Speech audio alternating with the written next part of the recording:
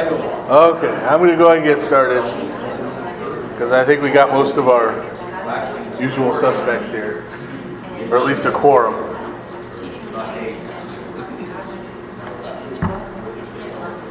I know I'm starting closer to on time, which is strange. Oh, right. And we may still have a couple of folks trickle in.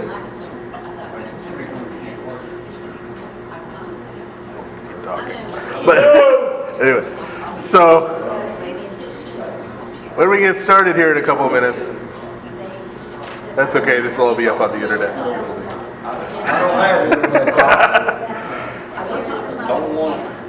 After a little bit of recap and introduction, since it's been a couple of weeks since we had class, we're going to start at the beginning of chapter 6. So, yeah, we left off the end of chapter 5.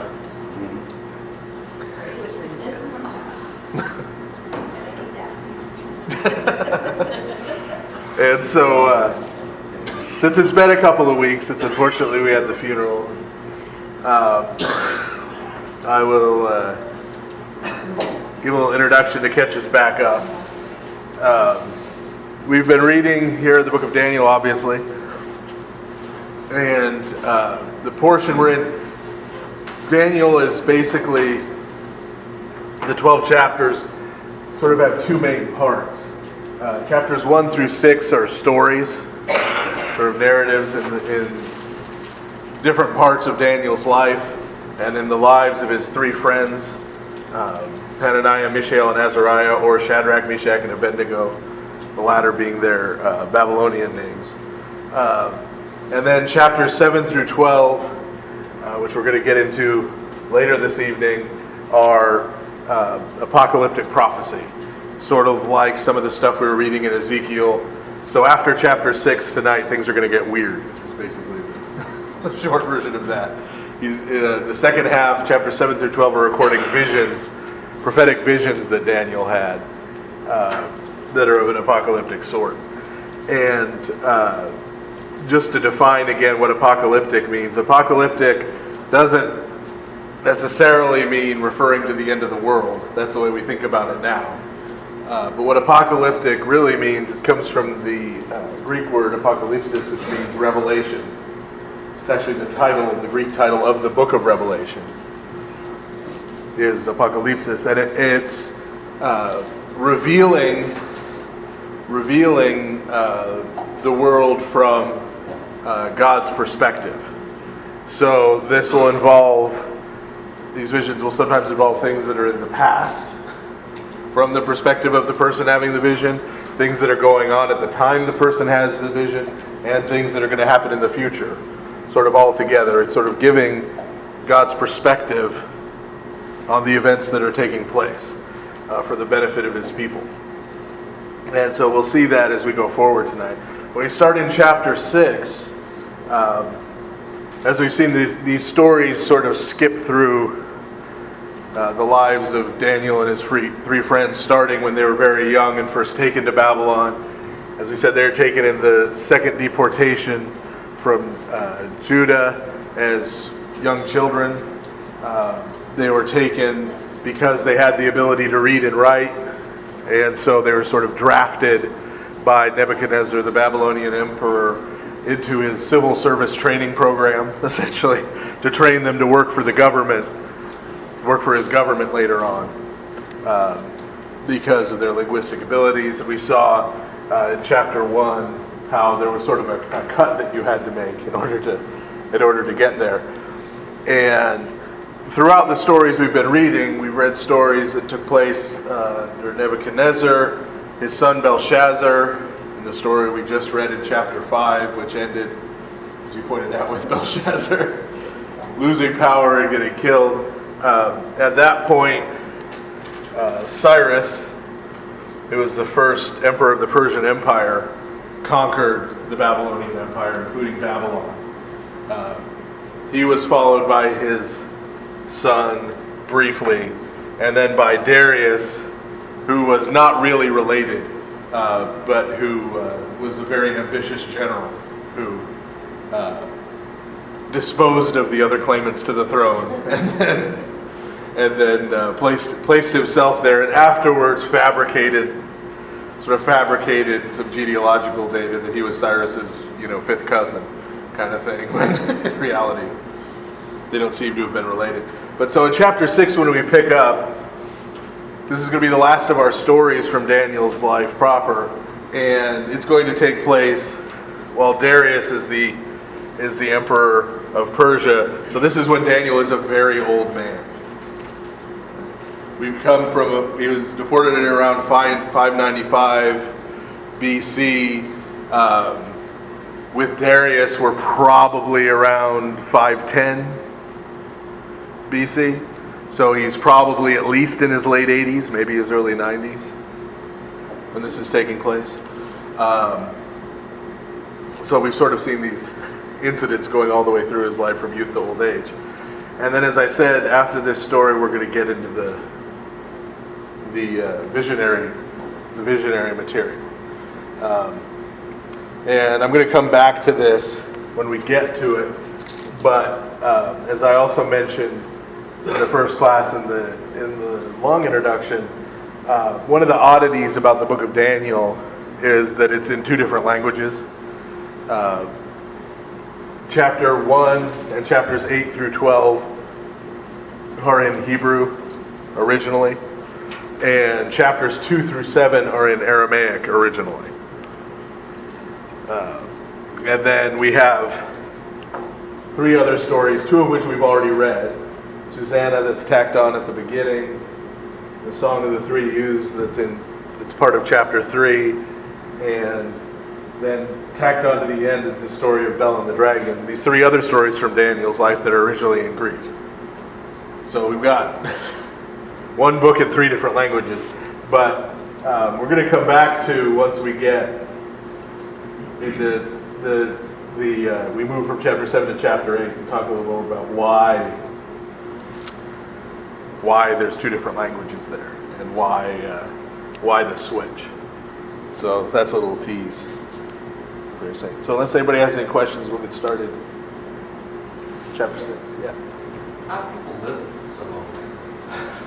Well, a lot of people didn't. It seems like the story I got came with kind of late, but unless they're like killed by something. Well, that's it. See, we Does God well, in part, but also we get the wrong idea when we look at statistics, right? Because remember, statistics, you get averages. So it is true that the average lifespan at this time in history was about 35, right? But that doesn't mean that the average person died when they were 35.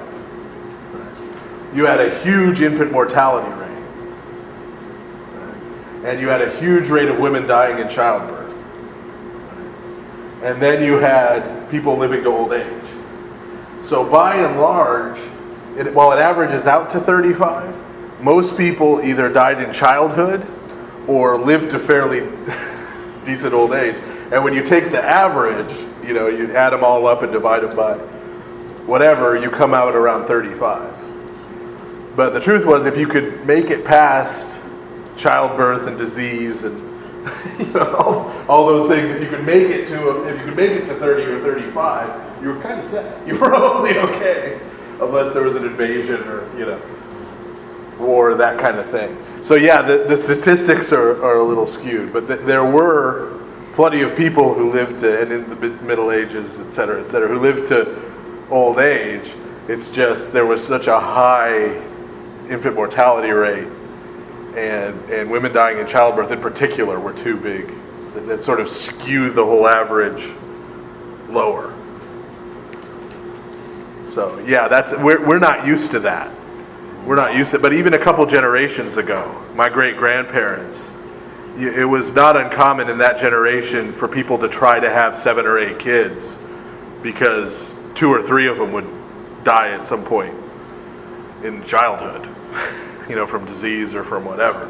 And that blows our minds, imagining what that must be like as parents, to live like that. But yeah, that's just the way it was. That's why you had such big families. Yeah.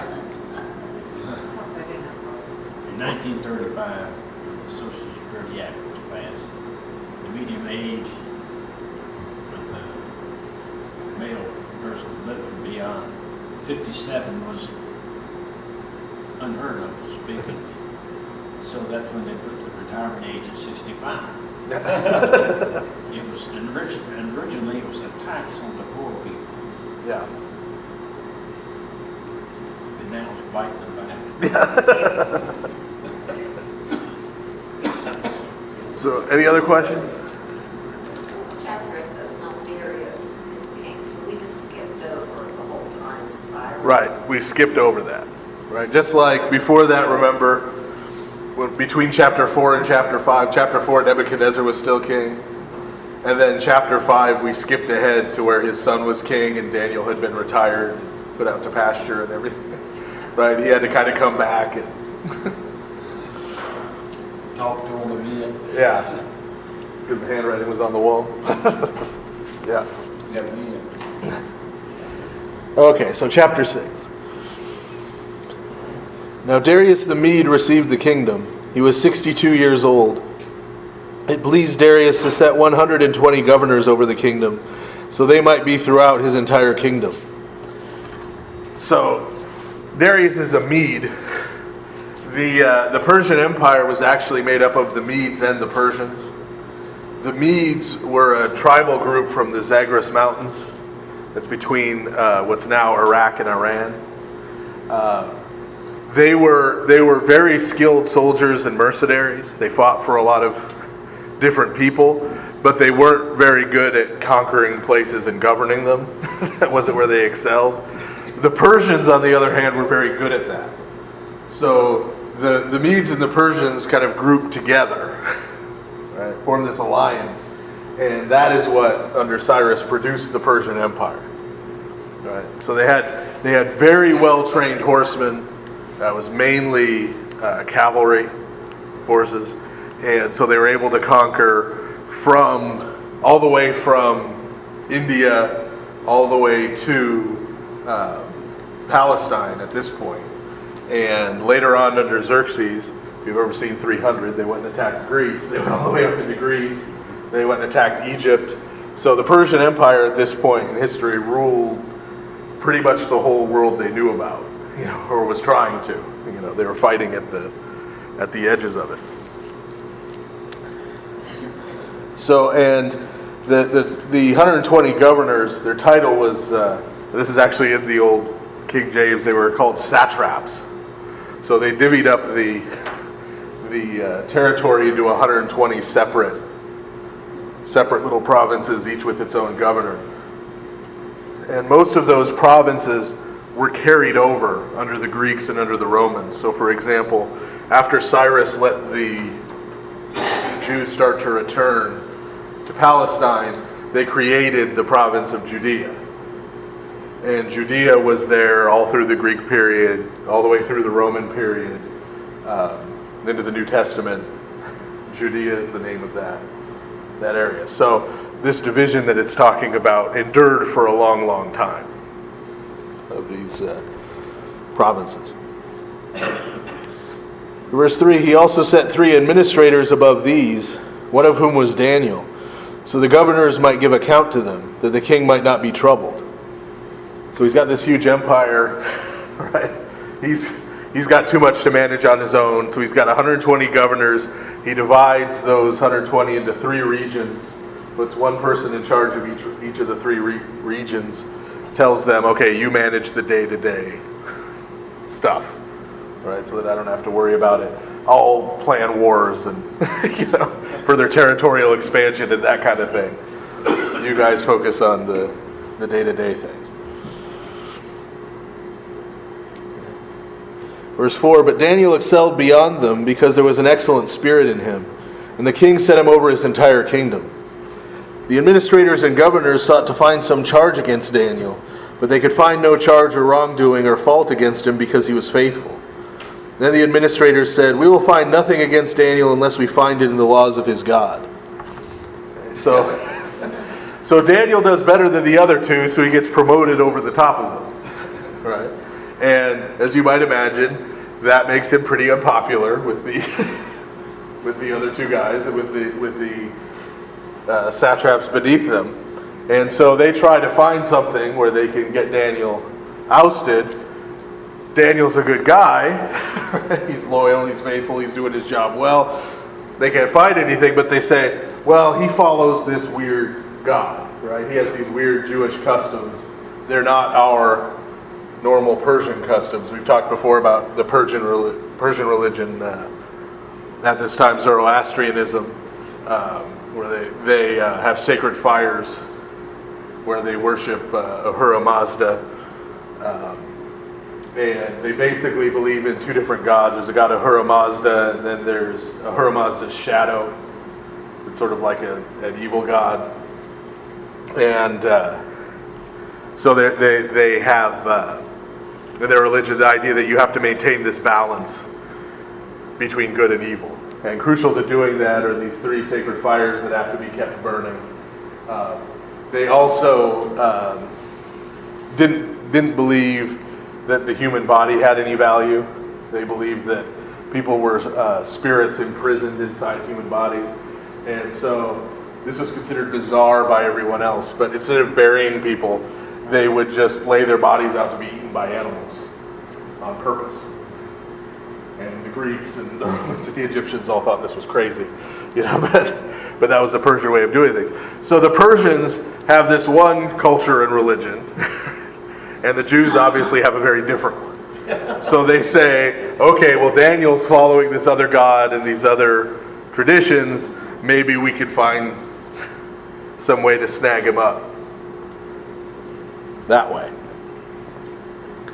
So verse 7, so the administrators and the governors stood before the king and said to him, King Darius, live forever.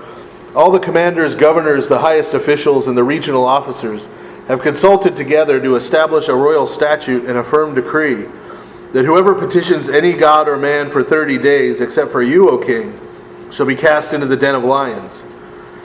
Now therefore, O king, establish the decree and exhibit the writing publicly, so the decree of the Medes and Persians cannot be changed. Then King Darius gave orders to write the decree. So, as we saw with Nebuchadnezzar, right, a good way to get to these emperors is their vanity, right? It's their vanity. They're ruling the known world, so they're kind of high on themselves.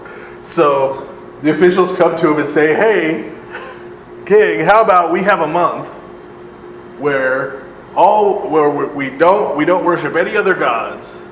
Right? We don't do any other religious except for worshiping you, O king, because you're so great and you're ruling the world. Well, this sounds like a good idea to Darius, so he issues the decree.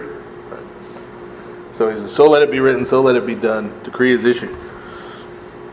Verse 11, now when Daniel learned that the decree was posted, he entered his house where the windows facing Jerusalem were open to him in the upper rooms. And he knelt down on his knees 3 times that day and prayed and gave thanks to his God as he was doing before. So, this shows you that the tradition of praying towards Jerusalem had already started here during the exilic period. But basically, he's praying 3 times a day. He just does what he's always been doing and ignores the law. Verse 12, then those men watched Daniel closely and found him praying and making supplication before his God. So they approached the king and said, O king, did you not give orders that any man who petitioned anything from any god or man, except from you, he would be cast into the den of lions? The king replied, saying, the word is true, and the decree of the Medes and Persians shall not pass away. And notice there, you get a little bit of the arrogance again. Remember the vision Nebuchadnezzar had earlier in the book was what? His kingdom was going to pass away, and the Persians were going to come, and then the Persians were going to pass away, and the Greeks were going to come, and then the Greeks were going to be gone, and then the Romans were going to come. Right? Well, the decree of the Medes and the Persians, though, right? That law is going to last forever, right? According to Darius. Verse 14, then they answered and said before the king, Daniel, who is from the captives of Judea, does not obey your order concerning the decree you commanded. For he prays and petitions his God 3 times a day. Then when the king heard this word, he was very sad in himself, and he struggled hard to deliver Daniel, and did his best to deliver him until evening. Then those men said to the king, "Know, O king, that it is a law of the Medes and Persians that no decree or statute the king establishes can be altered."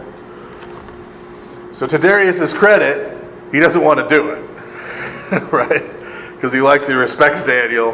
He doesn't want to do it, but basically his officials have got him, right? Because if he issues a decree and then goes back on it, that's going to make him look weak, right, as a ruler. Which, especially if you're a ruler who became ruler by killing the other claimants to the throne, the last thing you want to do is look weak. Right? Verse 17, after that the king gave the command, and they brought Daniel and cast him into the den of lions.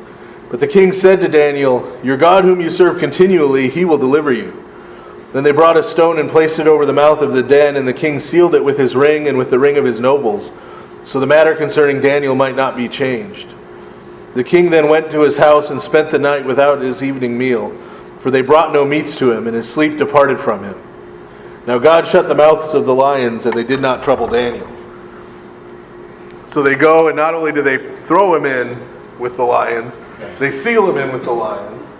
And just to make sure nobody comes and lets him out, right, they put wax around the outside. And the king and the other officials with their signet rings press their seals into the wax so they'll know if somebody's come and let him out.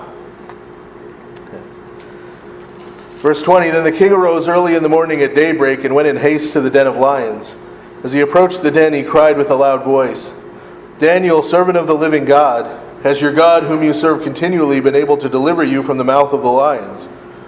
Daniel said to the king, "O king, live forever. My God sent his angel and shut the mouths of the lions, so they did not destroy me, because uprightness was found in me before him, and I did no wrongdoing in his sight." Then the king rejoiced greatly over him and gave orders to bring Daniel out of the den. And no corruption was found in him because he believed in his God. The king then gave orders, and they brought the men who brought charges against Daniel, and they cast them, their children, and their wives into the den of lions. They did not reach the bottom of the den before the lions overpowered them and broke all their bones in pieces. So, sort of like we saw with the fiery furnace and the 3 U's, where the people throwing them in ended up being the ones, or in Susanna with the false accusers.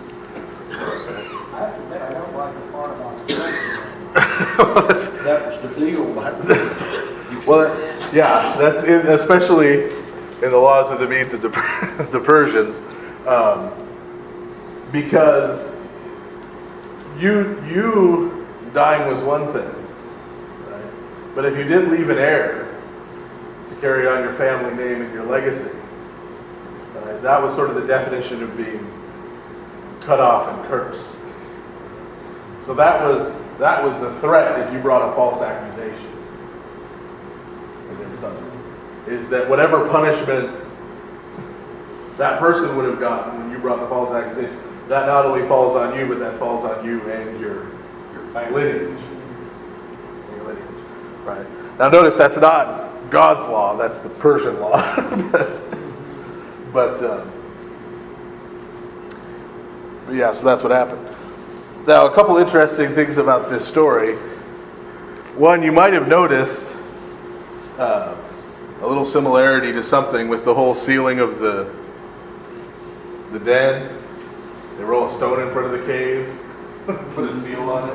That might remind you of something else. Because as far as they were concerned, as soon as they put Daniel in there, just like when the other people get thrown in there, he was dead. Right? And not only was he dead, remember, this is the way that Persians in their religion disposed of bodies. Right? They had them eaten by animals. Right? So this was essentially, as far as they were concerned, Daniel's tomb. Well, they took him and put him in there. And so we do have an image here, right, of Christ in the tomb. The Psalms refer to Christ as free among the dead, right? Meaning he was the only one in Hades who wasn't trapped there. Right? He wasn't trapped there. The same way that Daniel is there walking around freely with the lions who aren't bothering him. Another piece of that is, in terms of why the lions don't bother him, goes all the way back to Genesis. Remember, part of the curse that comes on the world after Adam and Eve bring sin into the world is not only are human beings set against each other, but human beings in the creation are set against each other. Right? Animals now prey on humans. Humans now prey on animals. Right? You now get thorns and thistles coming out of the ground along with your crops. Right? This accord that there was before sin came into the world disappears. And so one of the things we see it here with Daniel. You'll see it in some of the icons of the saints. Right? Is that many of the saints, because of it's a mark of innocence, like it was here with Daniel, because of their innocence, because of their purity, animals who come around them don't feel threatened by them. And because animals don't feel threatened by them, they don't become antagonistic in return. So, for example, Saint Seraphim of Sarov in the 19th century in Russia had a bear, not like a trained bear, like just a bear, Siberian bear that he encountered that essentially became his pet that he named Alyosha. Because, again, Saint Seraphim was innocent and had no ill intent toward the bear, so the bear didn't feel threatened by him, and they could live at peace with one another. You'll also see Saint Jerome had a pet lion that in his icon. He lived in a cave in the last part of his life as a monastic near Bethlehem in Palestine, and he had a pet Palestinian lion that lived in the cave with him. It's unclear whether the lion originally lived in the cave and Jerome moved in, or if Jerome moved in first and then the lion moved in with him. But they lived in the cave together in a friendly manner. So that's a piece of what's going on here too, is that we see that a mark of Daniel's innocence is that these lions don't feel threatened and therefore don't feel the need to attack him. So verse 26, now Darius the king wrote to all peoples, tribes, and languages who dwell in all the earth. May peace be multiplied to you. A decree was made in my presence that in every dominion of my kingdom men must tremble and fear before the God of Daniel, because he is the living God. He endures unto the ages. His kingdom shall not be destroyed, and his dominion shall continue to the end. He helps and rescues and works signs and wonders in heaven and on earth, for he delivered Daniel from the power of the lions. So Daniel prospered in the kingdom of Darius and in the kingdom of Cyrus the Persian. Yeah. So this is the last of our stories. Story parts before we get into the visions. And notice, Darius doesn't quite convert. Right? We shouldn't take it that way. He just proclaims how great the God of Daniel, right? Daniel's God is. He sort of, as we've talked about before, in the pagan mindset, there wasn't this sort of exclusiveness where it's like, I've got to choose one religion or the other. It was sort of like, oh, well, your God's neat too, so I'll throw some respect that way, and then I'll throw some respect over here to this God, and to this God, and Very progressive. yeah, cover all my bases. It kind of reminds, I don't know if anybody saw the remake of The Mummy a few years ago that Universal did, but there's this one character who the mummy's coming after him, and he pulls out this cross to try and fend him off, and the mummy keeps coming, so he pulls out a Star of David, and then he pulls out he's got like 20 different things that he pulls out to try and ward off the mummy. But yeah, that was sort of the idea, is you cover all your bases, right? So it shouldn't be taken as Darius became converted to the Jewish religion, right? This is just, he gained a respect for Daniel's God and the God of Judea. Did pagans believe in like heaven or the afterlife? Most of them, not really. They generally believed in Hades, which was kind of shadowy and scary, or Sheol in Semitic countries. They're both the same. It's not pleasant. It's kind of scary. It's like an underworld. They generally believe that there were sort of a few like super exceptional people the Greeks referred to them as heroes. The Romans had them too, like they thought Julius Caesar was one. Like if you were one of these incredibly, amazing people who had accomplished these great things, like conquering the world, or some other prodigious feats, that you would go and you would join the gods, like you would become a god, sort of like a lesser, lower grade god. But that was a few exceptional people. That was not something that was just open to you. In the way that we as Christians would talk about salvation, where it's available to anybody. They didn't have that idea. If you were born a poor peasant, You died poor, man. you died a poor peasant, and sort of your shadow would sort of linger in the underworld for as long as somebody remembered you, and when everybody forgot about you. So there was not a sense of salvation, or of heaven, or anything really like that. Why did the Egyptians make Well, you notice they didn't do that with everybody. They did that with Pharaoh. They did it like Pharaoh. But that wasn't your average everyday person, right? Because they believed that the Pharaoh would go to dwell with the gods, right? Because they believed that Pharaoh was a god, essentially. And so, they were preparing him to go on this journey into the realm of the gods. Like King Tut, you're supposed to put it all with him. So they'd kill all his servants and bury them with him. Did the servants know ahead of time that this was supposed to happen? I don't know. But that's what, and even pets and that kind of thing, they killed and buried them. But again, that was just like the Pharaoh, right? That wasn't the average, the thousands of people who worked building the pyramids didn't get their own burials or anything. So it didn't work that way. Religion was conceived of very differently back then than it is now. Religion was sort of a duty, right? Like you didn't want the gods to get upset because then bad things would happen, right?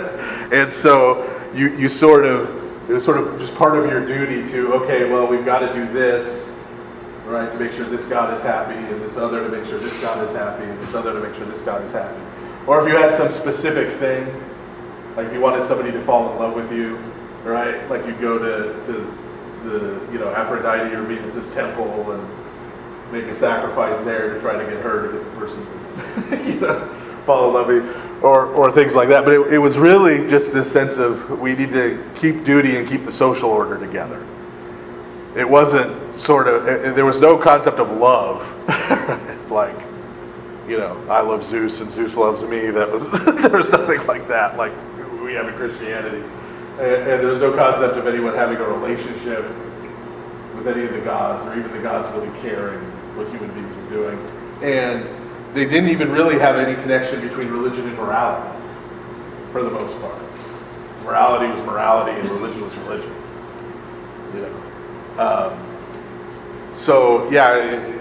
Judaism already, and then Christianity especially, are very different than the other religions that were around at the time. In terms of being an offer to everyone, regardless of their social station. In terms of talking about a God who actually cares about individual human beings, even the peasants, even the slaves, right? Not only that, but loves them. That was bizarre. And in terms of offering some kind of salvation. And that's one of the reasons why it caught on so quick, even with all the persecution and everything in the Roman Empire. That's one of the reasons it caught on so quickly. Because compared to the other religions didn't have much to offer to 99% of the people in the Roman Empire. If you were a slave, religion was basically part of keeping you a slave and justifying you being a slave. Whereas Christianity came and said, it doesn't matter that you're a slave, you're just as precious to God as anyone else. He loves you. He's offering you to spend an eternity with him, after this life is over, no matter how bad it is. There's a very different very different whole philosophy and thought process going on. Just a small commentary, and you talk about religion. If there is no religion, man will invent one. And it's his way of explaining things that he could not understand. But also, I want to submit to you the interpretation of Holy Scripture. We say along came Christianity and slavery met. If you look at the great debate in certain Protestant churches about this group of people is inferior to us, or this is why we are having problems, because in the Old Testament, this particular tribe was not an ally. So I think it's kind of rediscovering ourselves and who we are in all the Scripture and in our relationship to God. Yeah. Now, though, in a lot of political circles, they're saying, some people are saying that Christianity, it was okay with Christianity for slavery. And they bring up all these verses and so forth, totally out of context. Right, which isn't true. I mean, we've already seen, without getting into what we're going to get into in the New Testament with St. Paul, or we'll talk about it more there, we already saw already back in the Pentateuch, in the Torah, first 5 books, right, the oldest part of the Bible, that no one was allowed to have a slave for more than 7 years. And slavery at the time was an indentured servitude, meaning you would pledge yourself to serve a certain person for a certain amount of time, right? But even then, God put a limit on that amount of time so that there wouldn't be generational poverty, right? Remember, he gave every family got the same size piece of land. Unless Right. we got a student loan. No, there were no students. And if your dad bungled it and lost the rights to his property, right? If they had followed the law, that would be okay because every 50 years it reset back to its original owners. So yeah, maybe your dad made a mess of his finances, but when that year rolled around, it would reset and you'd get your fair shot again. Now you had to go and work that land, right? You had to go and work that land yourself and cultivate it and manage it and all of that. But everybody had the same starting point, and it was set up so you would not have generational slavery or generational poverty or any of those things. So, Generational welfare. right, see that wouldn't happen, No. right? And you also wouldn't have generational wealth really at the expense of other people. It would go back. So if your dad was a whiz, he might be rich and have a great life, right? But his son wouldn't get the silver spoon in his mouth. His son would have to start over at square one and also be diligent and work, and if you wanted to enjoy that same kind of That ain't gonna work lifestyle. today. Yeah. But all that is to say, right? Obviously, that's the Bronze Age. That's as early as you get in terms of biblical text. And they're firmly against any kind of institutional slavery. Right? And remember, in Deuteronomy, it forbade them from the Israelites from taking slaves after battles. Remember, they weren't allowed to enslave the people they conquered. That was sort of, I think I've told this a long time ago, that was sort of, I was working at the Smithsonian Institution many years ago, for their library. I got the catalog of pamphlet. It was a defense of slavery from one of the National Church Conventions. I think it was 1840. It was a keynote address. It was fairly short, so I read the whole thing during my lunch break. This guy did everything right except for one thing. He went from the end of Genesis, beginning of Genesis, to the end of Revelation. He went back to the original Greek. He said slave really means servant. He took it in the Bible verses in context and in historical context. By the time he was finished, he was actually arguing that it was a sin to be an abolitionist because you were coveting your neighbor's servants. Oh, jeez. This was probably the reason that particular church split. 1840 was the keynote address. I took a look at that and I just said, this guy did everything right except for one thing. He read the Bible without love, without humility. Well, without Absolute understanding. expertise. I mean, he had everything down pat except for one thing. He read the Bible without love. Well, that means he took it out of context. Yeah. Because, like I said when we started the Old Testament, Christ is the primary context. I mean, So if you take it out of the context of Christ, right? Yeah. And if you're reading it without love, that means it's outside the context of Christ. I mean, in Then context it's- means that he looked at the whole chapter, not just the Right. verse. No. But I'm saying in terms of the big context. Right. So he didn't understand what was being said. But yeah, already as soon as Christianity became legal in the Roman Empire, St. Gregory of Nyssa, 3 years in a row, his sermon on Pascha was why everyone who was there in his hearing needed to free all their slaves. You need to give every one of their slaves their freedom, because you could not be a Christian and own slaves. That was in the middle of the 4th century. That was in the 300s. So, I mean, it wasn't ambiguous in church history that Christianity was against slavery. There was no ambiguity there until people wanted, more recently in the 18th and 19th century, to create ambiguity. So we're about to start chapter 7. This is where the visions start and things get weird. Part of what's going to help us here is that, especially this first vision here in chapter 7, is actually going to be related to the vision we saw of Nebuchadnezzar's earlier. Okay. So there's going to be a connection there that's going to help us interpret it. And each of these visions, each chapter is sort of its own vision as we go forward, until the last one that takes up a couple chapters. And each vision, sort of after Daniel has it, is we're going to see a pattern. He's going to have a vision, he's going to be confused, and then it's going to be explained to him. So we'll see that sort of pattern here in these chapters in the vision. So starting here in chapter 7, now remember, this is the last chapter that was originally in Aramaic. After this, 8 through 12, the rest of the book is in Hebrew. So chapter 7, verse 1, in the first year of Belshazzar, king of the Chaldeans. So we've moved back in time a little bit, right? We're now in Belshazzar, Nebuchadnezzar's son, in the Babylonian Empire. Daniel saw a dream and visions in his head upon his bed. Then he wrote down the dream.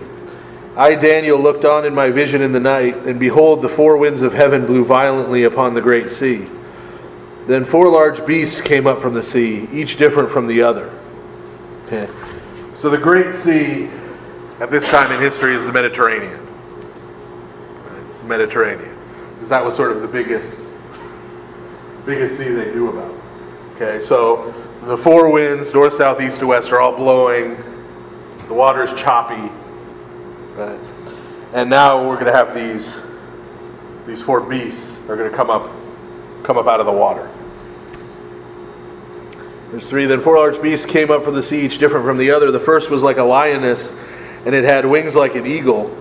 I looked on until its wings were plucked out, and it was driven from the earth and made to stand on human feet, and a human heart was given to it. After this, behold, there was a second beast like a bear. It rose up on one side and had 3 ribs in its mouth, between its teeth. Thus they said to it, arise, devour much flesh. After this I kept looking, and behold, there was another beast like a leopard, and it had the 4 wings of a bird on its back. There were also 4 heads on the beast, and authority was given to it. After this I looked, and behold, a 4th beast, fearful, terrifying, and exceedingly strong. It had huge iron teeth, and it was devouring, breaking in pieces, and trampling underfoot whatever was left. It was exceedingly different from all the beasts before it, and it had 10 horns. I was especially noticing its horns, and behold, there was another horn, a little one. It came up among them, and the 3 horns of those before it were uprooted because of its presence. And behold, there were eyes like the eyes of a man in this horn, and it had a mouth speaking arrogant things. I told you things were going to get weird. Okay. Has anybody ever tried to draw a picture of that? I'm not going to, if that's what you're suggesting. You see my lack of artistic ability. Okay, so we have these four beasts in turn, right? We have this sort of lion with wings, right? And then this bear thing. And then we have the four-headed leopard with wings. And then this last thing with the 10 horns and the iron teeth and the bronze claws and the stomping around. And it has the 10 horns, and then another horn grows up, and it's sort of like an adult tooth pushing out baby teeth, right? This other horn comes out and sort of pushes out 3 of the original horns on its way out. This one bigger horn. Verse 9, I continued to watch until thrones were put in place, and the Ancient of Days enthroned himself. His clothing was white as snow, and the hair of his head was like pure wool. His throne was a fiery flame, and its wheels a burning fire. A river of fire flowed from before him. Thousands and thousands ministered to him, and countless thousands stood before him. The court was in session, and the books were opened. So he sees, on the one hand, these 4 beasts coming up out of the Mediterranean. On the other hand, he sees the Ancient of Days, which is to say, God. He sees God come and sit on his throne. Notice the throne still has wheels from when Ezekiel saw it, right? Because it's mobile. Goes through the whole earth. He's not just the God of Judea. He's everywhere. And when it says the thrones were put in place, right? That's a symbol of judgment is about to occur. And that's, again, you see the court is in session and the books are open, right? Meaning there's about to be some judgment handed down. We're going to see reference to these thrones being put in place later on in the New Testament. For example, when Jesus says to his disciples that they'll sit on 12 thrones and judge the 12 tribes of Israel, this is what he's referring back to. This idea that when the judgment comes, the saints are going to be seated with Christ in the judgment. And St. Paul says in Ephesians that we're already seated with Christ in the heavenly places, spiritually, if we're believers. So this is going to get referenced. That's going to get referenced again in the book of Revelation. But Why does he call God that? the Ancient of Days, it's a literally it means like days. Doesn't mean like 24-hour days here. It's describing, they had the idea, like we say, unto ages of ages. They had the idea of, in Greek it's eons. In Hebrew ages is probably a good translation. They had an idea that there were these sort of epochal ages on the earth. Right? So there was one age, like before the flood. Right, before Noah's flood, they would say, right? And that was the first age, and then the second age would be like from the flood until the end of the age, meaning like the end of the world. And then, as we've seen in the development of in terms of the end of the world and what comes after this, right? After the last judgment, there's the age to come. And the idea of the Ancient of Days is that he's sort of lived through all of these ages. Right? This description of God is where sort of the cartoon image of him with the big gray beard and the white hair as being this elderly. That's where that comes from. Is from this description. And that's what he's getting at when he says his clothing was white as snow and the hair of his head was like pure wool. Right? It's white. So yeah, this is the origin of that sort of stereotypical depiction of God. But what he's actually getting at is this idea that he's from before the beginning. Right? Before the world was, before anything was. God was, and he's still here now. So he's sort of the most ancient being there is. So it's trying to get at the idea of eternity when you're living in 600 BC, the 500s BC. And so God has now entered the courts in session and judgment is happening. Verse 11, then I kept watching because of the sound of the arrogant words the horn was speaking. I watched until the beast was put to death and destroyed, and its body given to the burning flame. As for the rest of the beasts, their dominion was taken away, yet length of life was given them for a season and a time. I continued to observe the vision in the night, and behold, one like the Son of Man was coming with the clouds of heaven, until he came to the Ancient of Days and approached him. Then dominion, honor, and the kingdom were given to him, and all peoples, tribes, and languages served him. His authority is an everlasting authority which shall not pass away, and his kingdom shall not be destroyed. So, each of the first three beasts, right, sort of have their time, sort of have their day, right? They're ultimately destroyed, but they have their season and a time of life. And then this fourth beast, sort of the super beast, right, the uber beast, is destroyed and is judged. And then this other person shows up, right? One like a son of man, meaning one who looked like a human being. Someone who looks like just a human being shows up on this cloud in front of God's throne, and he's given authority and a kingdom that will never end over the whole world. And that's the end of his first vision. So verse 15, my spirit within me trembled with fear, and the visions in my head troubled me. Then I approached one of those who stood by and sought the precise meaning of all this from him. So he told me the precise meaning and made known to me the interpretation of the words. These four large beasts are four kingdoms. They shall arise on the earth and then be taken away. After this, the saints of the Most High shall receive the kingdom and possess it unto ages of ages. Then I sought the precise meaning of the fourth beast, for it was different from all the others. It was exceedingly fearful, and its teeth were made of iron, and its nails of bronze. It was devouring, breaking in pieces, and trampling underfoot whatever was left. The 10 horns on its head, and the other horn which had eyes and a mouth that spoke arrogant things, and the vision of which I noticed more than the rest, came up and knocked down the 3 horns before it. So I kept looking, and that horn made war with the saints and prevailed against them, until the Ancient of Days came and gave his judgment in favor of the saints of the Most High. Then the time arrived, and the saints possessed the kingdom. Thus he said, the fourth beast shall be a fourth kingdom on the earth, which shall surpass all the kingdoms, and it shall devour all the earth and trample and break it in pieces. Its 10 horns are 10 kings. They shall arise, and after them another shall arise. He shall surpass all those before him in evils, and he shall humble 3 kings. He will speak extremely arrogant words and wear down the saints of the Most High. He will devise a way to change times and law, and he shall be given authority for a time, times, and half a time. But the court shall go into session. They shall take away his dominion to consume and destroy it forever. Then the kingdom, the authority, and the greatness of the kingdoms under heaven shall be given to the saints of the Most High. His kingdom is an everlasting kingdom, and all dominions shall serve and obey him. This is the end of my account. As for me, Daniel, my thoughts greatly troubled me. My countenance changed, but I kept the matter to myself. So that's the end of vision 1 and explanation 1.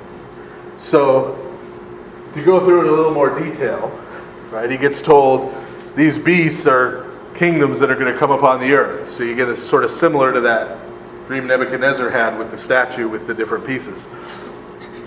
So the first one is what? It's a lioness with wings, right? Remember when we were talking about, here we go, I'm going to try and draw again. When we were talking about what cherubim, living creatures, actually are.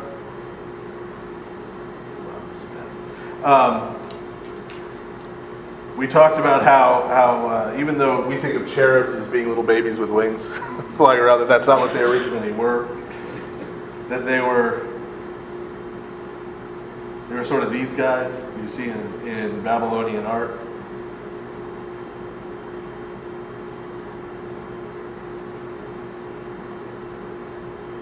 But done better than this. Right, these guys with the curly beards, with this like sphinxes, right? With curly beards, right? Well, if you look at this, what is it? It's a lion body. Wow, that's with wings. It's a lion body with wings, right? So this first beast is the Babylonian Empire, right? Which is the empire that's at the time Daniel's having this vision, right? Just like the gold piece of the statue. And then what shows up next is a bear, right? And the bear, remember, is leaning on one side. Remember we talked about the Medes and the Persians? We weren't sort of equal partners. Right? Persians were a little more stable. That's why the bear's leaning, right? So the Babylonian Empire shows up, and it has its time and its season, right? And then it disappears, and it's replaced by the Persian Empire, right? And so then it has its time and its season, and then it's replaced by the third beast. What's the third beast? It's a leopard with 4 heads. Right? Well, remember, what happens to the Persian Empire is Alexander the Great conquers it. Right? And then as soon as he's done conquering it, he dies at age 30, and he leaves the kingdom to his 4 generals, who split it up. That's why the leopard has 4 heads. Right? Leopard has 4 heads because there were 4 generals who split it up. Okay? So we have these 3 regular beasts who represent these 3 rivers that each have their time. Now we get to Super Beast.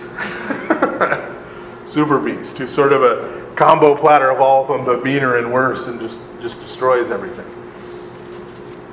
Well, there are two pieces to this, and we'll see as we go forward in the visions how this comes together. You might think, like in the prophecy of the statue, that, well, this must just be Rome, right? Well, sort of. Right? You notice this beast is treated differently than the other beasts. Right? The other 3 beasts, they have their time and then they're done.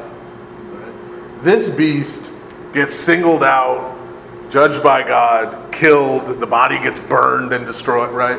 So it's a little different, level.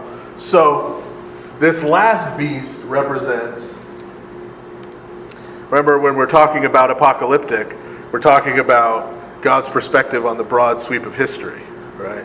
So this super beast is the beast that's behind the other beasts, right?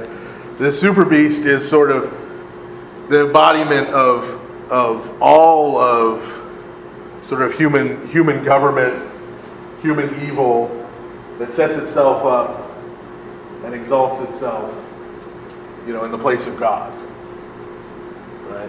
It's sort of the evil that sends behind. So, in a way, yeah, it is Rome, right? In a way, it's what's behind the 3 other beasts.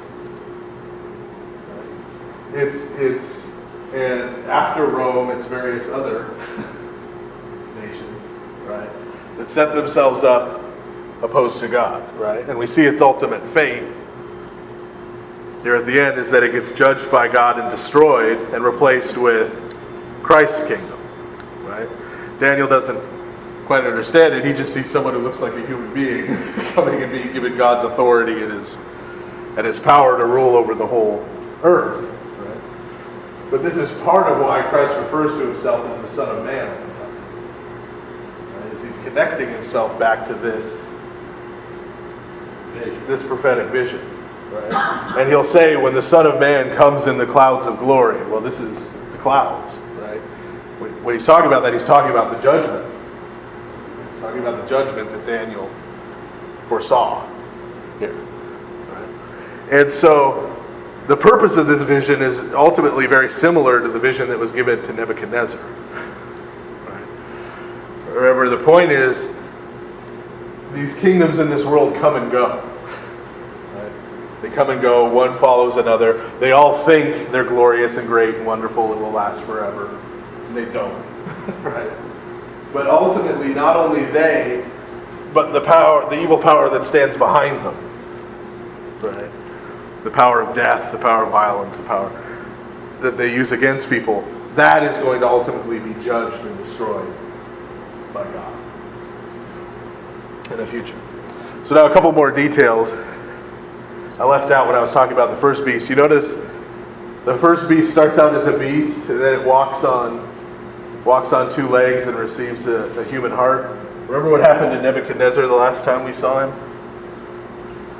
God had him go mad, and he lived like an animal. Yeah. And then he restored his mind, and that was where it looked like Nebuchadnezzar maybe got the point and converted. I believe this is another reference to that. that at least Nebuchadnezzar himself sort of saw the light. Again, it's a little different, notice, than what happens with the other beasts. And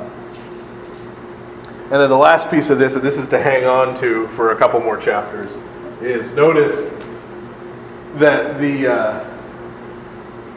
the fourth beast, right, in terms of how long he's around, right, and how long he's in charge. The other ones, it just says a time and a season. With him, it says a time, times, and half a time. And what that's literally referring to is the time there is literally a year.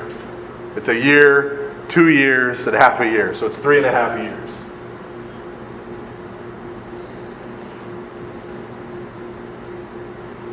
Which is 1/2 of 7 years. And we'll see why that's important coming up here in a couple of chapters. But hold on to that for now. And then lastly, the talking horn. The talking horn that speaks arrogant words and blasphemies. Just like this fourth beast sort of represents sort of the power behind. You will see in a lot of the church fathers' commentary that this horn, this talking horn, represents the Antichrist. Right? And we haven't talked about this a lot. We'll talk about it a little. We'll get into it more in the New Testament, obviously. But St. John says in 1 John, he says, "You have heard an Antichrist will come, and already Antichrists, plural, have come." Right? So the Antichrist isn't only the idea of some future figure at the end of the world, but there are Antichrist. Anyone who sets themselves up in the place of Christ, who sets themselves up in the place of God, is an Antichrist.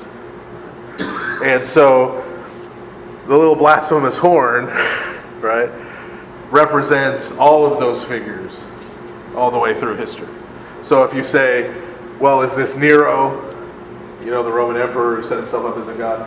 The answer is yes. But then if you say, is this Antiochus Epiphanes, who we're going to read some more about coming up, the Greeks who went and sacrificed pigs to Zeus on the altar at the temple in Jerusalem? Yeah, it's him too.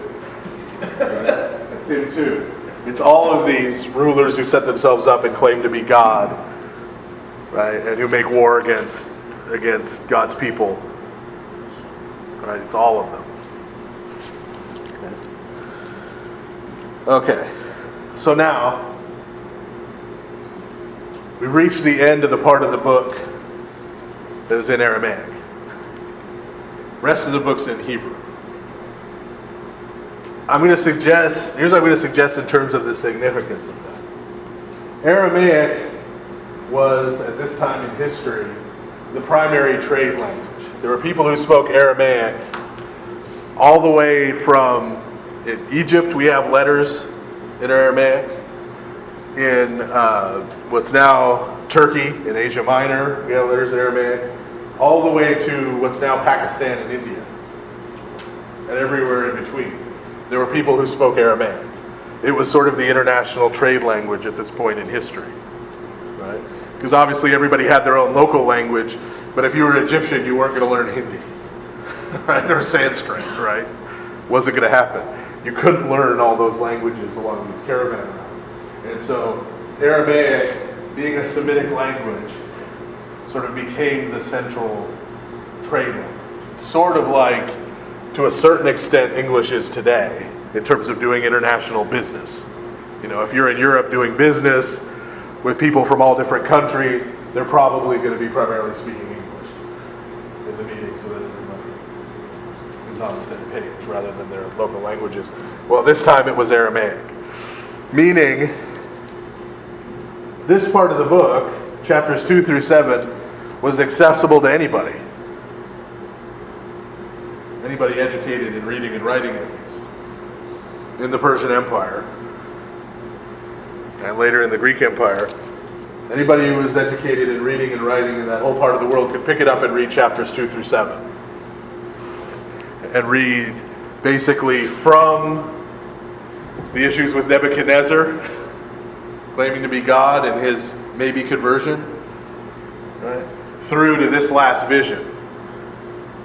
about the empires of the world and how they're ultimately going to be supplanted by the rule of God. This was available to everybody. 8 through 12, that we're going to read next, which is all visions, is in Hebrew, meaning it's going to be available to almost no one by comparison. Okay? Because we know not only does no one who's not a Jew know Hebrew at this point in history, but if you remember from Ezra, when we read the book of Ezra, after they came back from the exile to Judea, and he came out to read the Torah to them, to read the books of Moses to them, he had to have a translator there to translate into Aramaic, because most of the Jews didn't even understand Hebrew anymore. Right? Because they'd been living in Babylon or other parts of the Babylonian Empire, they'd all gotten used to using Aramaic. So this part's going to be accessible to very few people by comparison. And I'm going to suggest, and we'll see if you agree with me when we're done, but I'm going to suggest that this is because the message of chapters 2 through 7 is aimed at everybody. Right? It's aimed at the whole world. Right? It's aimed at anybody who will listen to it about the God of Judea. 8 through 12, these visions, I think we're going to see a little more esoteric, right? And it deals specifically with the future of the Jewish people. Future from Daniel's perspective, not necessarily future from our perspective, caveat. Right? But future from Daniel's perspective in the 6th century. Deals with the future of the Jewish people and their Messiah, right? Things like this, which don't necessarily relate to your Gentile audience, right? Your average Babylonian. Whereas the story of their great emperor maybe converting, right, is directly applicable to your average Babylonian. Because it suggests, well, hey, maybe you should too. Maybe you should too. Okay. So that said, let's go ahead and get started in chapter 8, which is the next vision. In the 3rd year of Belshazzar's reign, a vision was revealed to me, Daniel, after the one that appeared to me the first time. Okay, so this is 2 years later, but still under Belshazzar, still in the Babylonian Empire. I was in Shushan, in the palace in the province of Elam, and I saw in the vision that I was by the Ulai River. And I lifted up my eyes and looked, and behold, one ram stood before the Ulai, and it had horns. The horns were high, but one was higher than the other, and the higher one came up last. I saw the ram pushing westward, northward, and southward, and no animal could withstand him or deliver from his power, but he did according to his will and became great. As I was considering this, behold, a male goat came from the southwest, across the surface of all the earth, without touching the ground, and the goat had a notable horn between its eyes. Then he came to the ram that had the horns, which I saw standing before the Ulai, and he ran at him with furious power. I saw him running at the ram and attacking him savagely. He struck the ram and broke both his horns. There was no strength in the ram to withstand him. But he cast him to the ground and trampled him. There was no one that could deliver the ram from his power. So the male goat became exceedingly great, and when he became strong, his large horn was broken, and 4 horns came up under him toward the 4 winds of heaven. Then from one of them 1 strong horn came forth, strong and exceedingly great, toward the south and the east and toward the host. He exalted himself to the host of heaven, and some of the heavenly host and stars fell to the earth, and he trampled them underfoot, until the chief captain delivered the host of captives. For because of him the sacrifice was thrown down, and it came about that he prospered, but the sanctuary was to become desolate. For the sin offering was offered as long as there was sacrifice, but he cast righteousness to the ground, and although he did this, he prospered. Then I heard one of the saints speaking, and another saint said to that one speaking, How long will the vision stand and the sacrifice be taken away, and the sin offering which was offered be desolated, and the sanctuary and host be trampled underfoot? He replied to him, Until 2,300 days of evening and morning. Then the sanctuary shall be cleansed. So, now instead of beasts, we've got rams and goats. Right? And so we see this one ram with two horns, one bigger than the other, and he's running around ramming all the other animals, right, in all directions. Nobody can stop him. And then this goat shows up with one big horn. He goes and he takes out the ram. And then his horn breaks in four. One of those four horns gets real big and does something terrible to the temple, right? Such that they have to stop making sacrifices for 2,300 days of evening and morning. Okay. So, which is roughly, give or take, 7 years. Remember, they're on a lunar calendar, so they have 365-day years. So that's the vision. Now verse 15. So it came about that when I, Daniel, saw the vision and sought to understand it, then behold, the vision of a man stood before me. I heard the voice of this man in the midst of the Uli, and he called and said, Gabriel, cause that man to understand the vision. Thus he came and stood near where I was standing, and when he came I was astonished and fell on my face. Then he said to me, Understand, son of man, for the vision is yet for the end of time. Now when he spoke with me, I fell on my face to the ground, but he touched me and stood me on my feet. Then he said, Behold, I will make known to you what shall take place in the last time of wrath, for the vision is yet for the end of time. The ram you saw with its horns is the king of the Medes and Persians. The male goat is the king of the Greeks, and the great horn between its eyes is the first king. When the horn is broken and four horns stand under it, 4 kings from that nation shall arise, but not with its might. Then in the latter time of their kingdom, when sins are fulfilled, a king shall arise, shameless in countenance, and he will understand riddles. His strength will be mighty, and he shall destroy terribly. He shall prosper and take action and destroy the mighty and the holy people. The yoke of his chain shall prosper. There will be treachery in his hand, and he shall magnify himself in his heart. He shall destroy many with deceit and stand for the destruction of many. He will crush them like an egg in his hand. Now the vision of the evening and the morning that was told is true. Therefore seal the vision, because it refers to many days in the future. Then I, Daniel, fell asleep and was sick for days. After this I arose and did the king's business, and I wondered about the vision, but no one understood it. So, this is vision number 2, and we get it partially explained. Notice here at the end he's told to seal it. We're going to see that wasn't the case with the first vision he had. But we're going to see it's not only the case with this vision, but with all the other visions in the rest of the book. And I'm going to argue that part of that sealing, part of that hiding, right, of this vision is the fact that it's in Hebrew. It's the fact that it's not written in a language that much of anybody is going to be able to understand at the time. But so this first ram is the Medes and the Persians being the bigger horn. Right? He goes and conquers this huge part of the world. And then Alexander the Great comes in from the Greeks, conquers their empire. He dies. The 4 generals show up. Right? And now we continue the story a little bit, because we've got this one of the 4 horns that grows big. Now we talked about when we were going through Maccabees.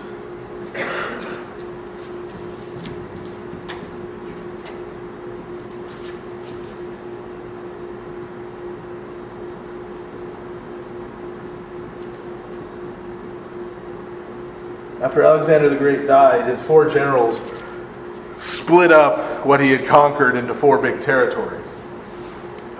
One of those generals, Seleucus, became the king of most of what we would call, or what they called at that time, the East. Meaning starting with Syria and Palestine, and going east, as far east as they maintained territory, which was over into Afghanistan. The Indians started to push back after Alexander the Great died. But well into what's now Afghanistan was ruled over by Seleucus and his descendants, who are known as the Seleucids. His first son was named Antiochus. He's usually known as Antiochus the Great. He established the city of Antioch. like the one whose bishop we're under, like that city of Antioch in Syria. He built it and named it after himself in a fit of humility, and made it his capital. And that is actually why, to this day, our patriarch's title is the Patriarch of Antioch and all the East, because they use these divisions again pass over into Rome. And under the Roman Empire, Antioch was the capital of the eastern province. So Antiochus the Great, his fifth descendant, actually, there's another one in here who wasn't named Antiochus, is named Antiochus the Fourth Epiphanes. They liked to take these titles, again, in fits of humility. Epiphanies means exactly what it means when we talk about the Feast of Epiphany. It means the appearance of a god. Right? So that's the title he took for himself, that he was the manifestation of a god on earth. Antiochus the Fourth Epiphany. His father was Antiochus the Third Soter, which means savior. So he declared himself the savior of the world. So these are the kind of men we're dealing with. Antiochus the Fourth Epiphanes, why would he be the big horn? Well, he not only ruled over the Seleucid territory, but he attacked his neighbors. General Ptolemy took over Egypt and North Africa after Alexander died. His descendants are known as the Ptolemies. So he attacked the Ptolemid Empire and spread his dominions south. We're going to read in one of the visions later. It's going to go through that in more detail, actually. And he also pushed north into what's now Turkey. He was very successful in war for a while, and then he finally ran up against. He took most of the Sinai Peninsula, but couldn't get into the rest of Egypt. He lost, and when he lost, as we saw in 1 Maccabees, he blamed in part the Jews because they weren't appeasing the gods for him. So they had to find a scapegoat. What's wrong? Why didn't we win? We should have won. Oh, well, maybe it's because these people aren't worshiping properly, so the gods are upset about it. So that's when he went back to Jerusalem, to the temple that had been rebuilt at that time. Put up a big statue of Zeus in the Holy of Holies and sacrificed pigs on the altar, which caused the Jews to then say, well, we're not using that temple anymore, basically. Right. So much for that. Right. And so that's what's being referred to here when it talks about the daily offering and the sin offering coming to an end. Right. Because even though the building was still there, the building wasn't destroyed again yet. Right. But they weren't going to use it. Right? They weren't going to be able to use it because of what he'd done. And this act that he did is going to be called a little later on here in Daniel. Him sacrificing those pigs is referred to as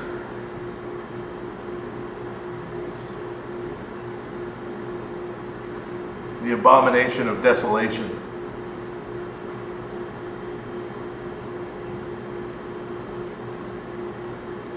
That's what that refers to, the abomination of desolation, because what he did was an abomination and it left the temple desolate. It left it unusable. So this act of Antiochus becomes sort of the paradigm at that time for, if you're trying to think of what an Antichrist figure would look like, right? Or if you're trying to think of what's the most hideous thing that a ruler could do, this is pretty much it. This is pretty much it. And we're going to see in the book of Revelation in the New Testament, even in the time that the New Testament was written, when they're trying to think of something horrible to compare something else to, they compare it to this. So this is sort of the high watermark for horrible, right? Right here. That Antiochus the Fourth commits. Okay? So Antiochus the Fourth is sort of one instantiation of that little smack-talking horn. And he's also here now being predicted in this separate vision as being the one who lays waste to the temple. Okay? So now chapter 9, Daniel having had this vision, right, this horrible thing happening to the temple, he's now concerned, right, for his people, right? This means something horrible is in store for his people down the road. So chapter 9, in the first year of Darius, the son of Xerxes of the seed of the Medes, who reigned over the kingdom of the Chaldeans. In the first year of his reign, I, Daniel, understood in the books the number of years when the word of the Lord to Jeremiah the prophet would be fulfilled for the desolation of Jerusalem, and it came to 70 years. Remember, we saw that in Jeremiah, right? That was the prophecy, because for 490 years they hadn't celebrated the Sabbath year, right? So God said, well, you owe me 70, 490 divided by 7 is 70. You owe me 70 Sabbath years, where you let the land alone. So I'm just going to make sure that you let the land alone by taking you out of it, right? By taking you out of it. So the prophecy was that there would be 70 years, and we saw already that between 586 BC, when the temple was destroyed and Jerusalem fell, and the time under Nehemiah, when the priesthood was restored in the temple, was 70 years. Pretty much exactly. But we also,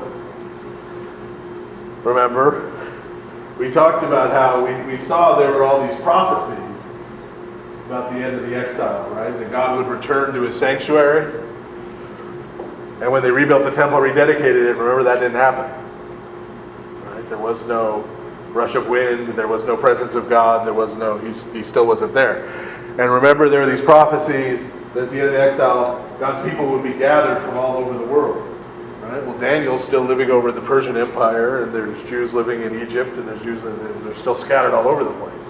Right? There's this little group that rebuilt the temple. Right? So Daniel's looking at this and going, 70 years, the alarm went off. Right? It's about, if he's writing during Darius's reign, it's about 510. Right? He's like, it looks like we're about 6 years off. Right? So you say, what's going on? Right? What happened to this 70 years from Jeremiah?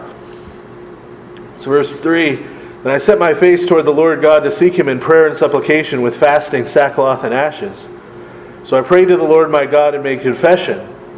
I said, O Lord God, great and marvelous, who keep your covenant and mercy with those who love you and keep your commandments. We sinned and did wrong. We acted lawlessly, fell away, and turned away from your commandments and judgments. Neither did we obey your servants, the prophets, who spoke in your name to our kings, our rulers, our fathers, and to all the people in the land. O Lord, righteousness belongs to you, but shame of face belongs to us.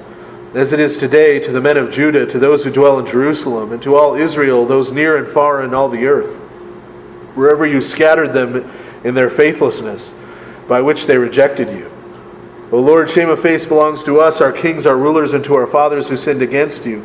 To the Lord our God belongs mercy and forgiveness, whereas we fell away. We have not obeyed the voice of the Lord our God to walk in his laws, which he set before us by the hands of his servants the prophets. Yes, all Israel transgressed your law and turned aside so as not to obey your voice. Therefore the curse and the oath written in the law of Moses, the servant of God, has come upon us, because we sinned against you. So he confirmed his word which he spoke against us and against our judges who judged us, by bringing upon us great calamities. For under the whole heaven such has not taken place as the things that happened in Jerusalem. As it is written in the law of Moses, all these calamities came upon us. Yet we have not entreated the Lord our God so as to turn from our wrongdoings, and to gain insight into all your truth. Therefore the Lord watched and brought all these things upon us. For the Lord our God is righteous in every work he does, though we have not obeyed his voice. So now, O Lord our God, who brought your people from the land of Egypt with a strong hand, and who made yourself a name as it is this day, we have sinned and acted lawlessly. O Lord, in all your mercy, let your anger and your wrath be turned away from your city of Jerusalem, your holy mountain, though we have sinned. For in our wrongdoings and those of our fathers, Jerusalem and your people have become a disgrace among all those around us.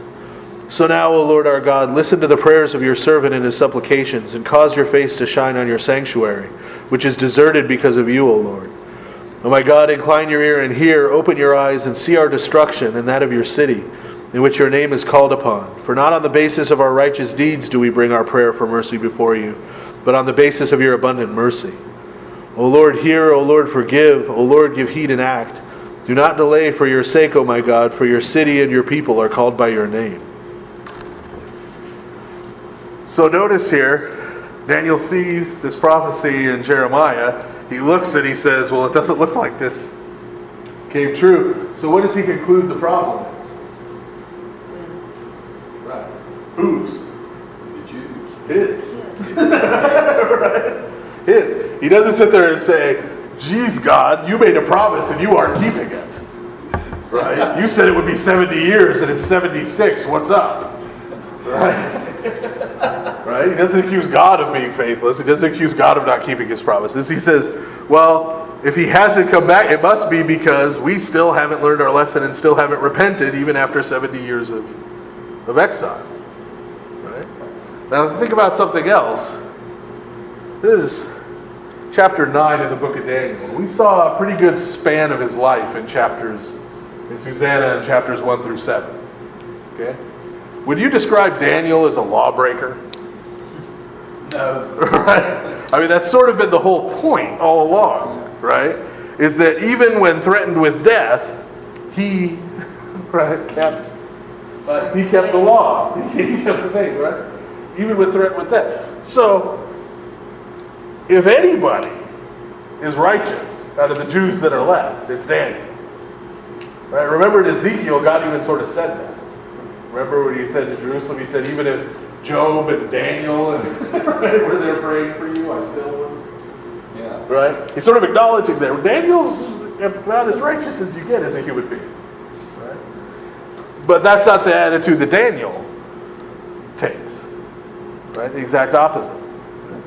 Contrast this also with, in the New Testament, the Pharisees. Because the Pharisees came to the same conclusion Daniel did. The Pharisees in the first century AD are sitting there going, well, God hasn't returned to the temple, right? We're still having all the same problems, right? People are still scattered all over the earth. Exile doesn't really seem to have ended according to the prophecies. It must be because Israel is still sinful.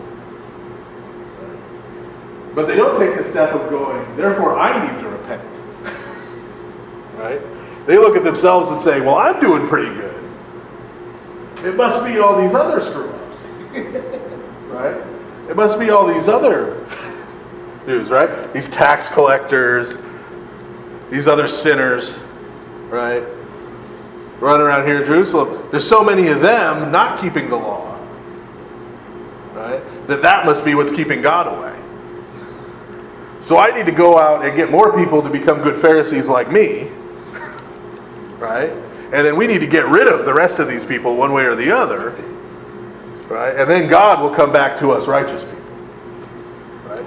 So it's working from the same data, but the exact opposite interpretation, right? Instead of like Daniel saying, like he says in verse 18, not on the basis of our righteous deeds do we bring our prayer of mercy before you, but on the basis of your abundant mercy. Right? Yes, we're all still sinners, but please have mercy on us and return to us. Right? The Pharisees are thinking, well, no, we just need everybody to get their act together. And if you won't get your act together, we need to get rid of you. One way or another. Right? And people need to be like us. So Daniel has a very different attitude. He comes and repents of his own sins and the sins of his people. Right? And the sins of his people as if they were his. Right? He doesn't sit there and say, oh, and forgive all these other people who do all these other horrible things that I fortunately don't. Right? He repents of them like he's one of them. Even though, as we've seen, he really isn't. Right? But as far as he's concerned, he's one of them. Okay, so that's his prayer. Here, starting in verse 20, is the answer he receives. Now, while I was still speaking, praying and declaring my sins and the sins of my people Israel, and bringing my cry for mercy before the Lord my God concerning the holy mountain of my God. Yes, so while I was speaking in prayer, then the man Gabriel, whom I saw in my vision at the beginning, flew and touched me about the time of the evening sacrifice. He caused me to understand and spoke with me and said, O Daniel, I have now come forth to guide you with insight. At the beginning of your prayer the word went out, and I have come to tell you, for you are a man of desires. Therefore consider the matter and understand the vision. 70 weeks are determined for your people, and for your holy city to finish sin, to set an end to sin, to wipe out lawlessness, to atone for wrongdoings, to bring in everlasting righteousness, to seal up vision and prophecy, and to anoint the Holy of Holies. You shall know therefore and understand that from the going forth of the word to be answered, and to build Jerusalem, until Christ the Prince, there shall be 7 weeks and 62 weeks. Then the time shall return, and the streets and the wall shall be built. The time shall be left desolate. After the 62 weeks the anointed one shall be put to death, yet there shall be no upright judgment for him. And he shall destroy the city and the sanctuary with the prince who is coming. They shall be cut off with a flood. And to the end of the war, which will be cut short, he shall appoint the city to desolations. Then he shall confirm a covenant with many for 1 week. And in the middle of the week my sacrifice and drink offering will be taken away. There shall be in the temple the abomination of desolations. And to the end of the time, an end to the desolation shall be appointed. Now you may have, as I was reading that, said, wow, that's really confusing. Not just the vision, but I mean the diction, the sentence structure. And the reason for that is they actually did a very good job of translating this. In the Hebrew and in the Greek, it is very confusing. It is not very clear, the sentences. But in terms of what it's getting at is fairly clear. He's saying it's not going to be 70 years, the exile, before the exile is undone. It's going to be 70 weeks of years. Meaning 490 years. It's going to be 490 years before this happens.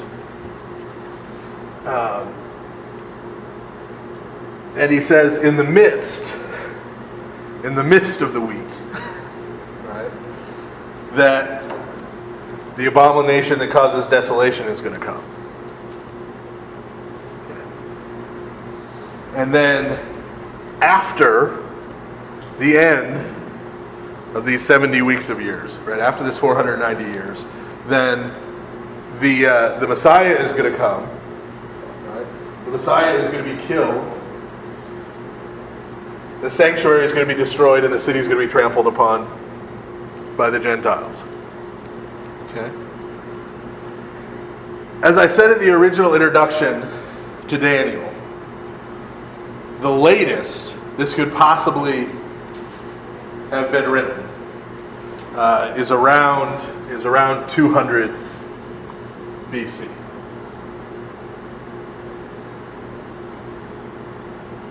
When I say written down, I mean written down in the form we have it today. That's the latest. Okay. Now, if it really comes from Daniel, of course, it's much older than that. But let's be skeptics. Okay. Let's be skeptics and say it was written at the latest possible point. None of this was written until 200 BC. And so, most of this stuff with the Persians and with the Greeks had already happened. Right. So that's how we'll explain away the fact that Daniel predicted all this. Well, you still have an issue as a skeptic, because remember we had the 3.5 years with the fourth beast, right? Half a week. Okay?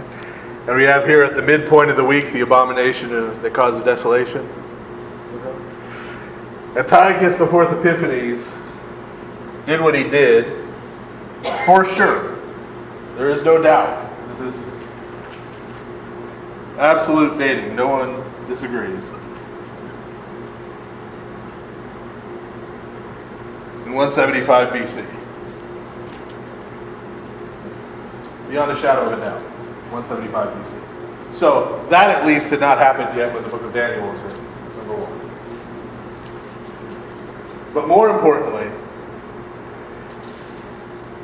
if 490 years is this week, okay, and the abomination that causes desolation happens halfway through the week, right, halfway through the week, that leaves half of 490 is 245.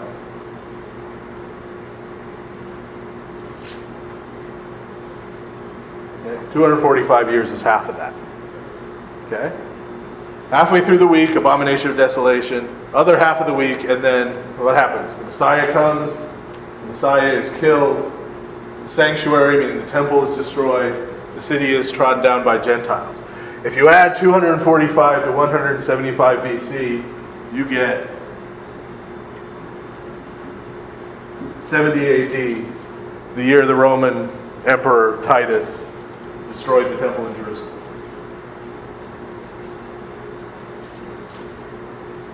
And leveled most of the city.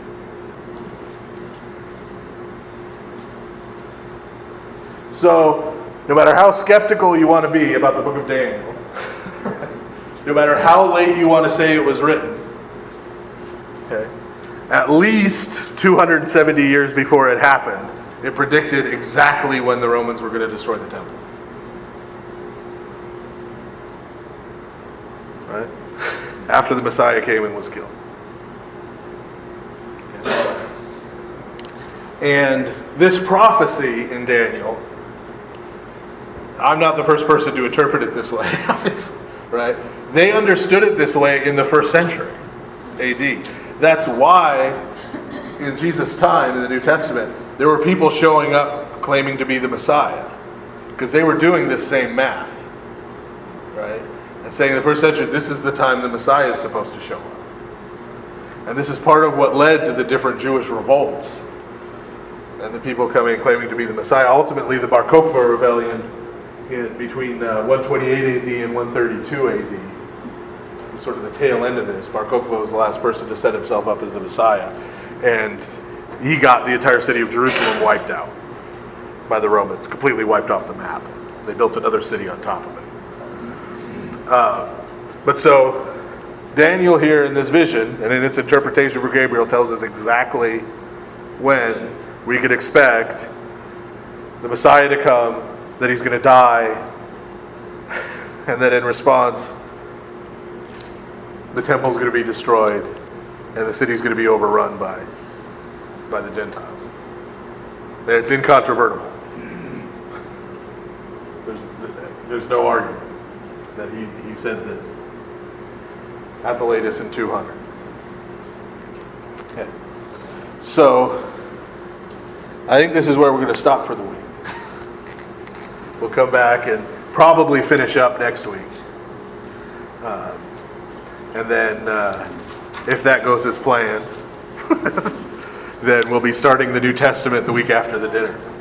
So, but yeah, I think this is one of the most amazing things in the Old Testament. Don't do that on the history channel, Bob. The fact that he pretty much called when Jesus was going to come, what was going to happen to him, and what was going to, and we're going to see when we get into Matthew, which of course is the first book of the New Testament, so they'll be coming in a few weeks. When we get towards the end of Matthew and Christ starts talking about the destruction of the temple and his own death, we're going to see how these things are still connected. You know, even then, where Christ is going to build off these things in Daniel and in the rest of the prophets that we've been reading lately in terms of explaining who he is and what he's going to do. So, yeah. What if you added 240 years to what to get the 245 to 175 BC, which is when Antiochus Epiphanes committed the abomination of desolation. So that's why the Jews don't like pigs. Well, no, he was doing it to make a point. He was doing it to make a point because they already were forbidden from eating. Pigs were already an unclean animal. Oh, okay. That's why he picked I thought pigs. that was He like- could have sacrificed sheep or goats or something to Zeus. That would have been pretty bad, but he decided to He just put the icing go whole on the hog. cake. Yeah, go whole hog. Okay. So, thank you, everybody. You're welcome, Bob.